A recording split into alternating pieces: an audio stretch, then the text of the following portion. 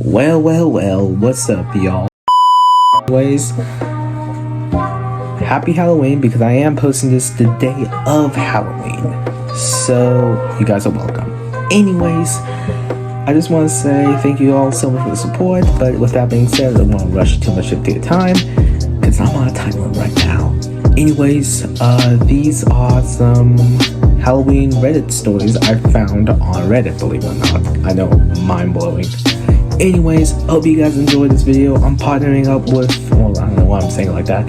I'm joined by a friend of mine. I don't know where he is, but he's gonna be like somewhere in the middle of the video. I'll try and shorten this up as much as I can, but you know what? I hope you guys enjoy. So with that being said, hope you guys enjoy it, and yeah, I'm gonna go trick-or-treating soon.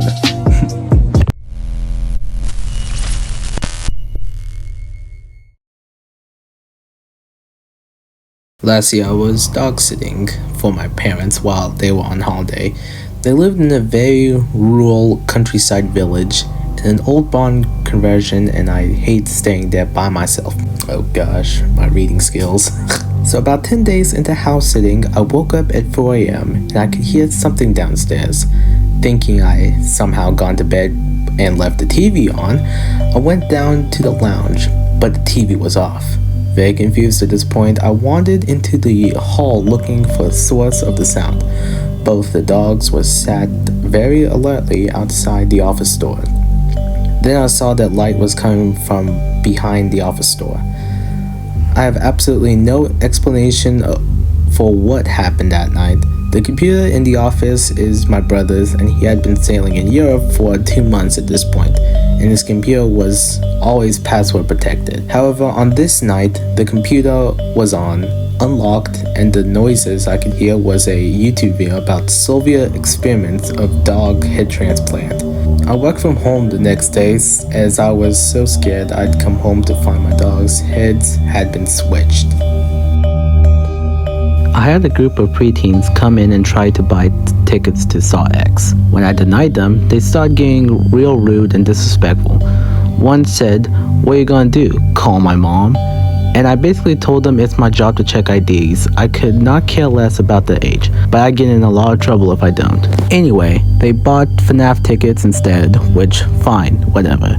Except they left with their tickets even though the movie had just started. So I told my team lead to watch for that group when they come back later. They came back later, went into FNAF, and proceeded to get in an argument in the theater, throw drinks, and get themselves kicked out. And on their way out, they called one of my Hispanic coworkers a white bitch and kicked the theater door in another customer's face. And then they ran out before coming back to get their tickets refunded. For some reason, my managers actually refunded their tickets. I would have told them to go fuck themselves and be lucky that woman didn't call the police for assault. When I was a senior in high school, a bunch of my friends and I used to drive to the hills to get away from our parents. I was DD one night and drove back 4 of my friends. 2 of the girls were really drunk and started puking, so we pulled over in the park. Both the girls started puking outside my car's door, and then this pickup truck rolled up behind us and had its high beams on us. I thought it was the cops and was just waiting for them to bust us, but the person in the car stayed there. Eventually, we closed the doors and drove away. The pickup followed us. I started driving faster, and then through a neighborhood I knew really well, taking every turn and started to speed up, but the pickup kept following us. Eventually my friends needed to puke again and we pulled over. The pickup stopped behind us and again just kept its lights on. I looked through my rearview mirror and saw an older white guy with a beard. He started reaching for something in his glove compartment. At that point, I was freaked out, told my friends to pull my other friends in the car and floored it. We took a couple turns and lost the guy.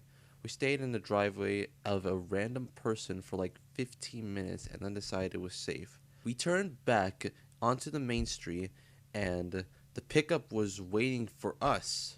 I drove as fast as I could down the main street and the pickup kept following us. Eventually, at the bottom of the hill, there was a massive accident and a bunch of police cars and fire trucks. I started to slow down like I was going to pull over towards the police. The pickup overtook us, ran a red light in front of the cops, and I never saw him again. I have no idea who that guy was or what he wanted, but it was terrifying. When I was 5 or so, my parents purchased a piece of land from our neighbor whose house and yard were behind ours, basically making our backyard much larger. Part of that land included an old stone gazebo that dated back to around 1850. This was around 2000, so it was about 150 years old at that time. Our neighborhood didn't have a ton of information on the gazebo. It predated her house and ours, which were built in the 1950s and 1930s, respectively. In fact, it predated the entire neighborhood. The oldest houses were generally from the 1910s to 20s, and previously the area had been used as a military testing site for mustard gas and other things during World War I.